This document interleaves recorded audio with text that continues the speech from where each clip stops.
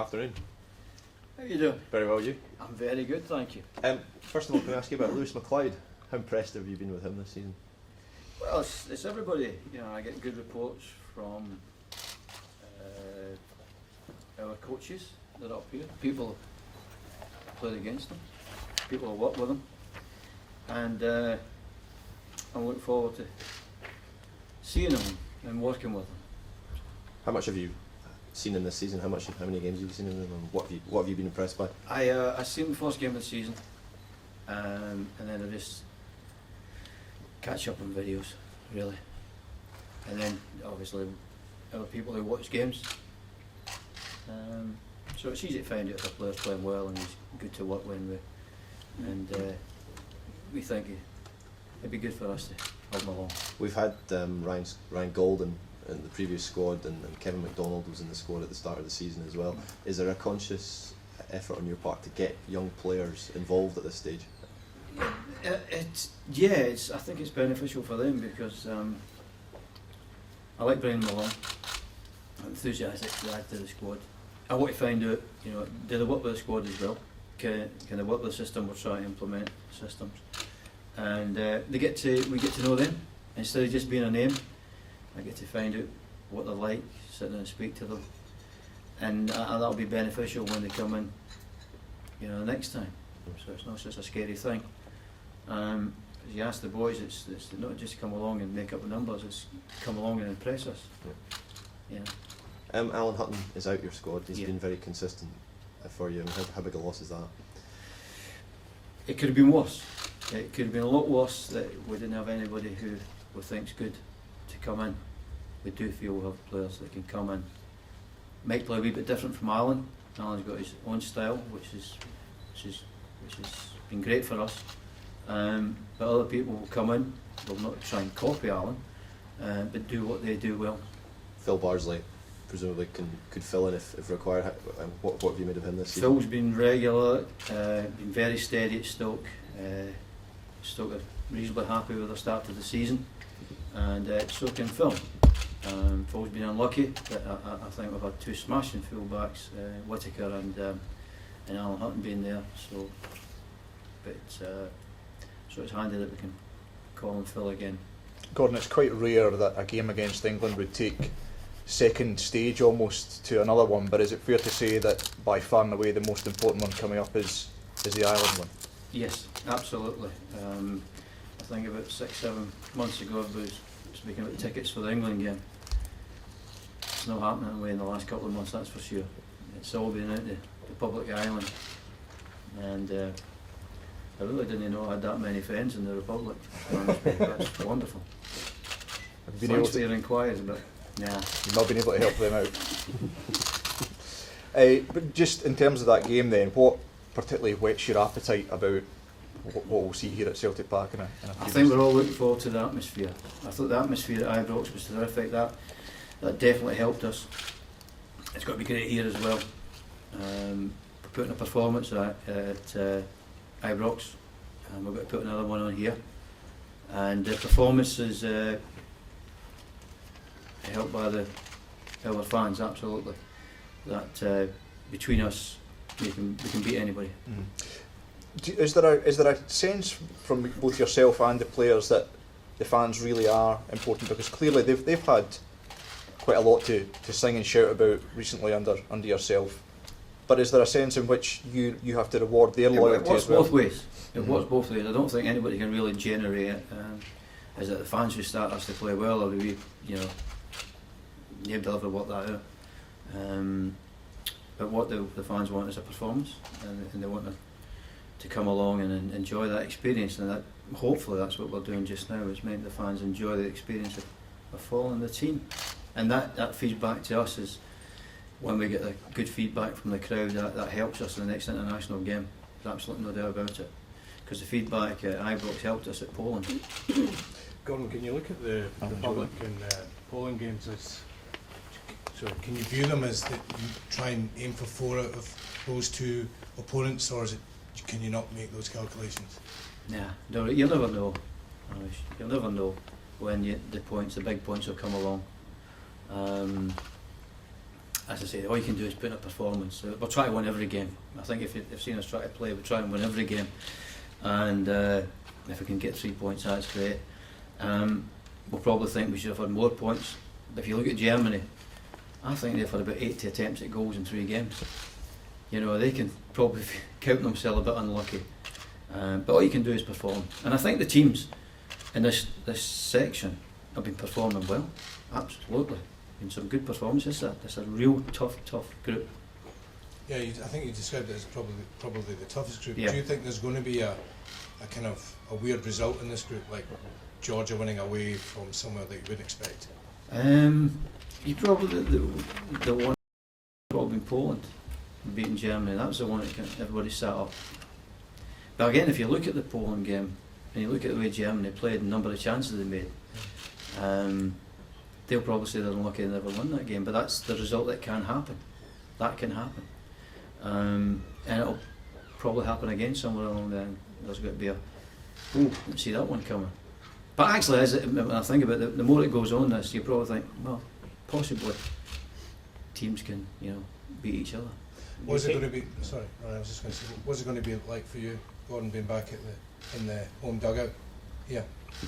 I look forward to that. I'm sure Martin's looking forward to it. We've met we've been back to manage an all-star select with 60,000 people here. So that was good, and I've come back regularly, so it's great. I'm sure, speaking back for Martin as well, that we love coming back here. The welcome's terrific. It's about the people who you met here, and again today I met a lot of people. It was good fun. Have your paths crossed at level, yourself and Martin? We might have at Coventry and Leicester. I don't know. You need to check that. But we meet a lot, and we're working in England. We've got World Cups and things like that.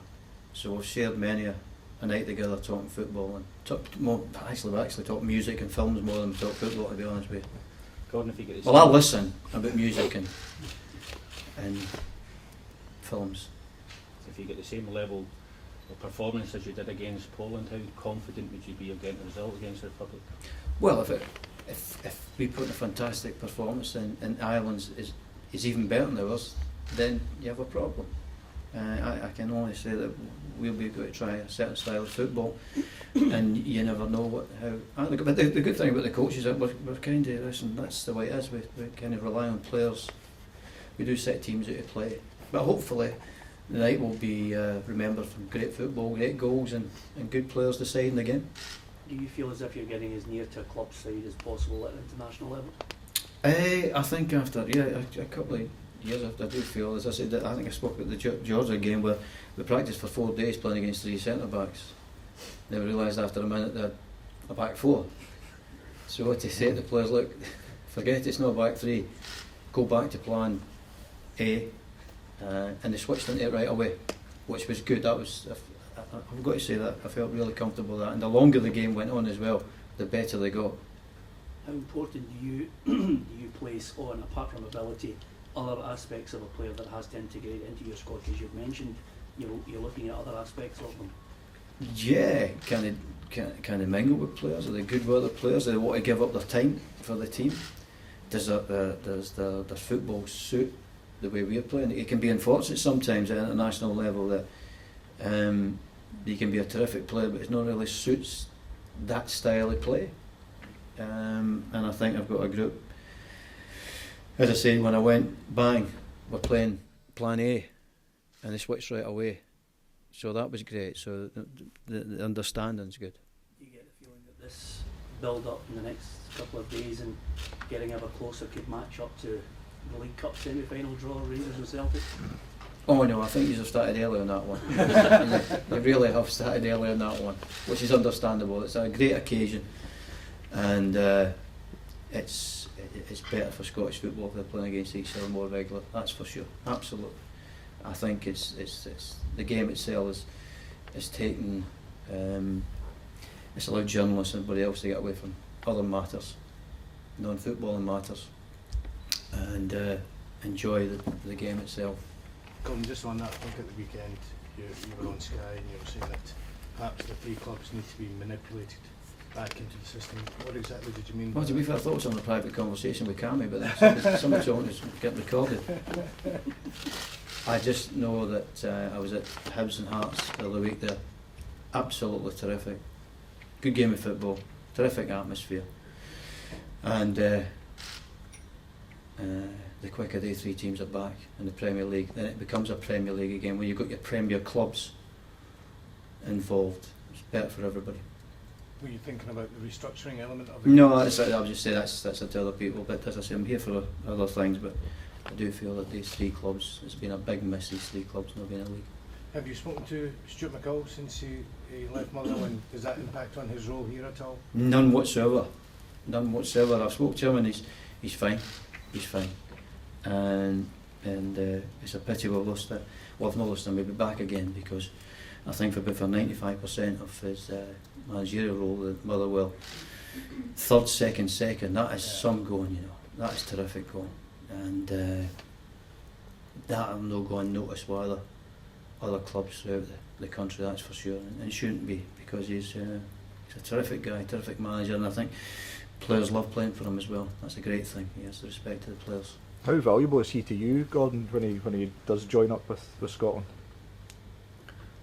There's absolutely no doubt about it. He's not just when he joined, but during the games he sees things as well, which is good. The information he's given has been invaluable, which is good. But he's got a good way about him. He links all the players together, the staff together. Absolutely fantastic character to have along, and there's no doubt he'll be back in football soon. But it's nice to have a wee break for it now and then, that's for sure. Gordon, with regards to the England game, it's not going to be an afterthought. Obviously the Republic game is the one that matters in terms of points, but where do you think that the fixture sits now in the modern era? Because it doesn't happen very often, although of course you played last year at Wembley. Yeah, well, I think everybody enjoyed the occasion. Absolutely everybody, even the English people I work with, thought it was fantastic. They really thought it was something different for them as well. And they work in big games, Champions League games, but they thought this was terrific. The players enjoyed it. It's not friendly, and it's something we look forward to. Fortunately, or unfortunately, we look at the Republic game is overshadowed it in a way, which is great. So it means that there's things going on. Sometimes you just hang on to the Scotland-England game, then that's all you've got to look forward to.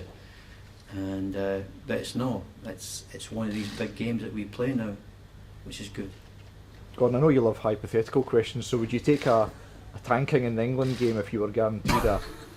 Could only happen here. A tanking. We need to translate that around the world, a tanking. No, I wouldn't take a tanking. If you were guaranteed 3 points against Republic of Ireland? No, I still want to take a tanking. Can I ask a quick question? You see the young pool of players that you're bringing in, Gold, May, McGregor and now McLeod. Is that the pool pretty much saturated, or is there still a lot of young talent at that age that you want to bring in? Yeah, there are some that are bubbling under, but we'll keep an eye on that. And also our people take the younger teams will keep me in touch with who's doing well and who they think deserves to come along. But Lewis is not along just to make up the numbers. If things go well this week, you never know what can happen. So it's not simply a case of bringing these boys in. No, they're coming along. And if they perform well, then great. I think it's like young Andrew Robertson. He joined us for an afternoon, and we played 11v11 and we tried to work on certain things. And the game finished, and I asked the coaches who they thought played well, and there was, apart from Scott Brown and James Morrison, he was the man of the match. So that's what they can do. And since he's just every step, every opportunity he gets to progress, he'll do that. So that's what you get when you come here. Okay. Cheers. Thank you guys. Thanks, Gordon. Thanks everybody. Thank you. Cheers.